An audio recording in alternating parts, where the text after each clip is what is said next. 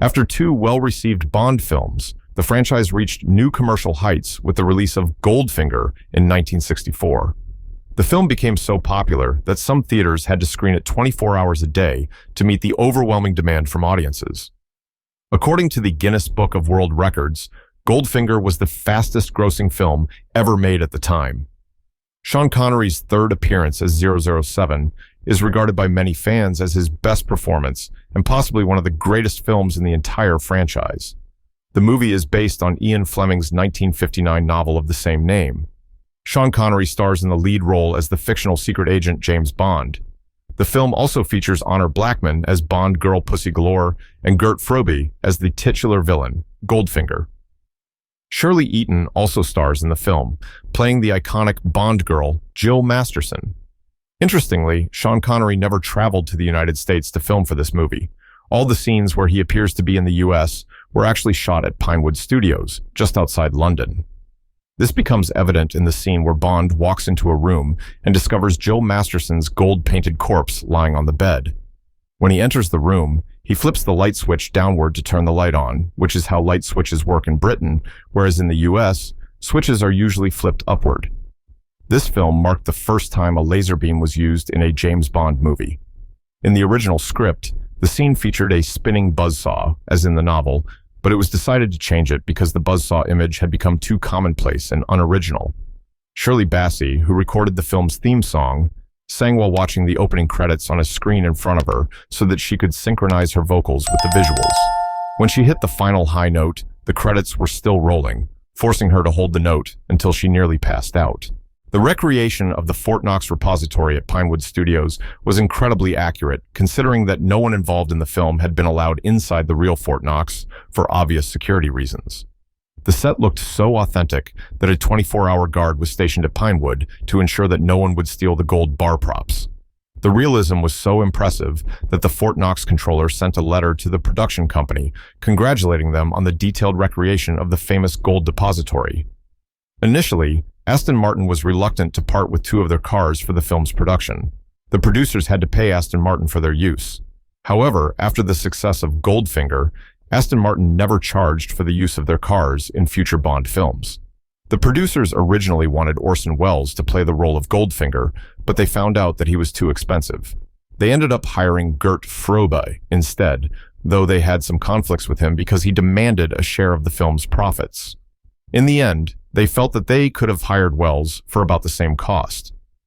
It's interesting to note that Goldfinger wears yellow or gold clothing in nearly every scene of the movie. In the one scene where he doesn't appear to do this, where he wears a U.S. Army colonel's uniform, he carries a gold revolver instead. As with the first two James Bond films, Ian Fleming visited the set during April 1964. He arrived at Pinewood Studios while they were filming the Fontainebleau hotel scene. Sadly, Fleming passed away less than a month before the film's release in August 1964. The role of Oddjob was the first screen role for Japanese-American weightlifter and professional wrestler Harold Sakata. His performance was so successful that it launched a second career for him in movies, television, and commercials. During the fight sequence between Bond and Oddjob in Fort Knox, Sean Connery injured his back, which delayed filming for a while. Some reports suggest that Connery used the injury as leverage to negotiate a better deal for the next Bond movie. Goldfinger was the second most popular Bond film among paying audiences, grossing $130 million in ticket sales. The most popular was Thunderball in 1965, which had $140 million in paid admissions. The success of Goldfinger and Thunderball propelled Sean Connery to the top of the list of A-list actors of that era.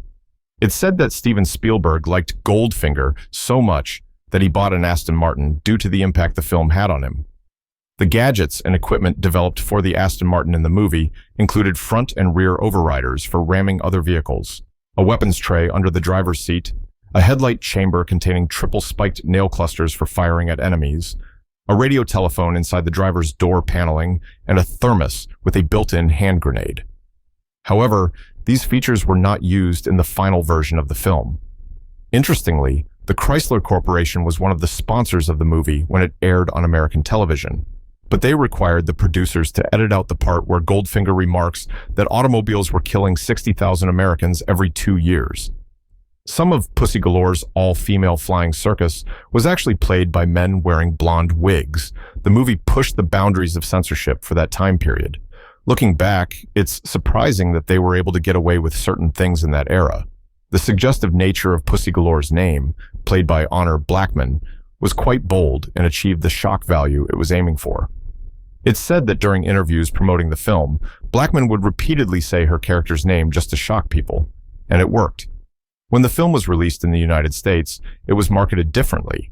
They didn't use Galore's first name in the promotions. While they were allowed to use it during the film's presentation, they couldn't display it in any print media. Originally, when Pussy Galore introduces herself to James Bond and says her name, Bond was supposed to respond, "I know you are, but what's your name?" However, it was considered too suggestive, so it was changed to, "I must be dreaming," a line that still carried an element of surprise but was less explicit.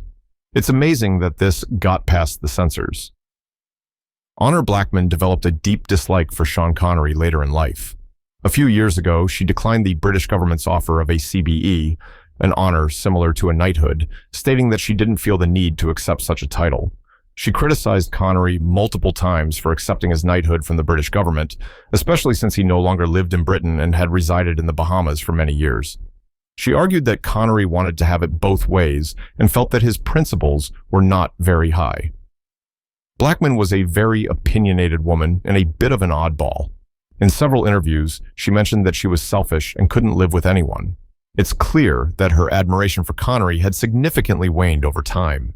Due to the success of Goldfinger, the spy car, the Aston Martin, earned the nickname the most famous car in the world. Aston Martin sales increased by 50% after the film's release.